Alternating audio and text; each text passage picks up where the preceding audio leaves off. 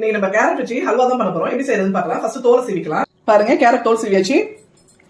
இதுல சின்னதா நைஸா இருக்கு பாருங்க, அதுல துருவியதுக்கு கேரட் துருவியாச்சு. இப்ப நெய் சேர்த்துக்கலாம் கொஞ்சமா. பாருங்க இந்த அளவுக்கு நெய் சேர்த்திருக்கேன். இப்ப நம்ம கேரட் சேர்த்து வதக்கிக்கலாம்.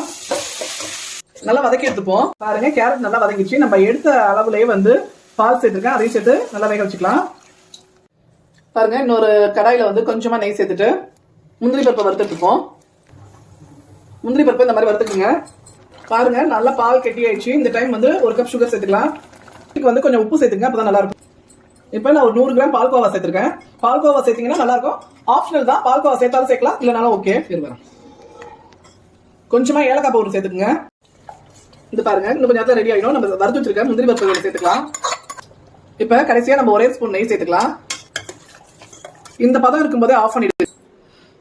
பாருங்க நம்ம அல்வா சூப்பரா ரெடி ஆயிடுச்சு.